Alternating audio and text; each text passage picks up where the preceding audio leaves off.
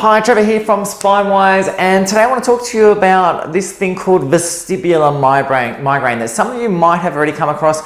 You may have even been diagnosed with before. But in short, it's how balance can potentially, or problems with your balance can potentially create migraines in people. And even broader than that, it's just how balance actually occurs.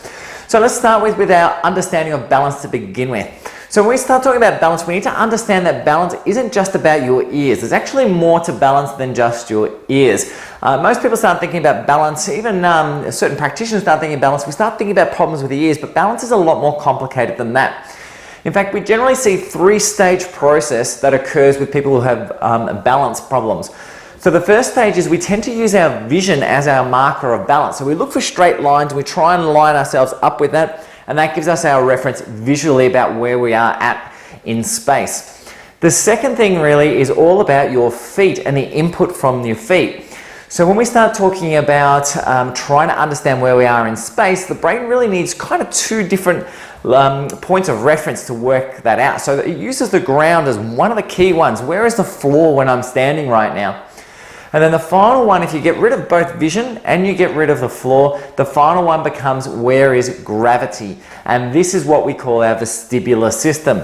So whilst we really talk about vestibular system in regards to these ear canals, really what we're talking about when we talk about balance and vestibular migraine is an incongruence or an incoherence in some level of balance of some sort, where one pathway is not working as well as it should, so therefore something else is taking it up. So let's look at our vestibular system to start with. So this is our inner ear. If we were to dissect the ear and pull it out, here's the main nerve coming from the brain into our ear. This is our cochlea, where our hearing is derived from. This is what allows us to actually hear things. There are all these little hairs all the way through here that go all the way around that allow us to actually pick up sound by vibrating certain ways. And then we have these three hula hoops, which we call vestibular canals or semicircular canals. And these are the key components to our vestibular system. So the easiest way to describe these canals, if you can imagine a good old hula hoop with a circle like this, and then imagine a little ball bearing that sits inside it. And what ends up happening is as you move and you rotate your head, that ball bearing always falls to the bottom.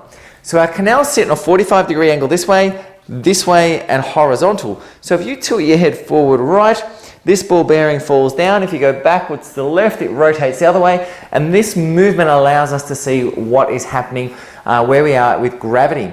This is also what happens if you spin yourself around really, really quickly as fast as you can, and then you stop, and it feels like the room is spinning around. It's kind of like that ball bearing is still spinning around the canal, round and round and round, making your brain think you're turning when you're not. So why is it that your eyes start moving? Why does the room feel like it's spinning? Well, this is all because our canals are hooked directly to our eyes. So if you imagine this is our canal here, let's say this is our right canal. If we turn to the right and this starts rolling around, what ends up happening is it sends a signal across to your eyes, and it basically says to them, we're turning to the right now, and that actually causes your eyes to go to the left. And the whole reason for that is so that if I turn my head to the right, your eyes go left. And we really pick this up on rapid movements. So if you turn your head really quickly and you keep your eyes focused, this really is the vestibular system that's firing, keeping your eyes focused so that your eyes don't move with your head. So when this system falls apart, often what will end up happening is we have visual disturbances that go with that. In other words, not only is our balance going haywire, but we can feel the room start turning. Sometimes if you close your eyes and you put your fingers on your eyes, you'll feel your eyes beat and tend to click across to one side. And these are all indicative of problems with our vestibular system. So how does this relate to migraine? All right, so let's talk about migraine a little bit more here, because this is actually a really, really important question that people often don't understand. I'm going to keep this really, really simple for you guys. And this is not necessarily exactly right, 100% correct neurologically, but this will keep it simple for you. All right, if you lose your perception of where you are in space, this creates a huge level of fear for the human brain. The reason it does that is because we stand on 2 feet, there's a massive concern that you could fall, and falling when your brain is this high above you could potentially result in death. So this is where the brain gets really, really wound up, and it really wants to make sure that your balance is always correct. So in order to work out where you are in space, it wants to use then as many different sensory mechanisms as it can. Things like, where is the wind blowing over your skin right now? Are you having more or less pressure? Can we pick up sound to help us locate where we are? All of these other features that don't generally get involved in balance start getting ramped up in order to try and help us maintain our balance. And if you ever waken up in the middle of the night and it's pitch black and you're walking, you can often sense this in terms of you get this ability to hear everything, even stuff that's a long way out into other people's houses. Alright, so what we need to understand is the main way that the brain does that is by increasing brain arousal. So it increases the arousal rate. And it does this primarily by winding up this area in the top of your brain stem called your midbrain. And when your midbrain goes up, it drives the brain itself, which increases our arousal rate. The side effect from doing this, though, is that this area of your brainstem as well, it also looks after key things such as your light sensitivity, your sound sensitivity, where you are in space, so body mapping. All these kind of things get derived from this area here. So as all that gets wound up, we get more light sensitive, more sound sensitive. Often our jaw will start tightening up, our neck can start aching and tightening up as well, which is all part of that process. And then if we get a big enough attack where we really lose balance and we really lose our understanding where we are in space, that whole mechanism gets ramped up really, really quickly. And if we get a high enough increase in mechanisms with our midbrain, it can alter our sensory system, increase inflammatory responses, and set off that trigeminal-vascular pathway that we've spoken about previously.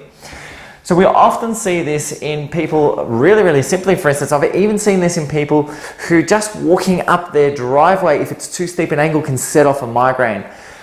Being in the car, turning your head quickly to head check, all of these things can make people have this feeling of ooziness and this lightheadedness, or feel the room start spinning when these things go astray. And these are all tied in with vestibular migraine patterns. However, the interesting thing that we've seen over the years, though, is that very similar patterns can also come about if the neck itself has been irritated. So we've got all these bones coming through here in the neck, and if these bones get irritated and the joints get irritated, this can also wind this mechanism up and can sometimes give a very similar feeling of uneasiness, balance issues, lightheadedness, and migraine as well. So if you had vestibular migraine and you've been to like vestibular physios or chiropractors that specialize in vestibular dysfunction, and you're not really seeing too much of a change, then this is probably the next place to look at. Really start looking at the neck and looking at the integration between the jaw, the TMJ, the neck, and a whole lot of other structures in that area that are common causes for these problems. Anyway, guys, that's a touch on the vestibular system. I said, we're keeping it really simple for now. Give you some understanding of how it interconnects with your eyes and the like. I'm going to get together and do a video for you this week on quick ways that you can check your own balance, which work really, really well at home. Again, it's not going to give you all the information you need, but it can give you a bit of an insight as to whether or not you're having a true balance problem or not. Anyway, guys, if you have any questions, post them up. If you want to know more about migraine, just type in migraine below and I'll get you some information. Otherwise, we'll catch up in the next vid. Bye for now. See you guys.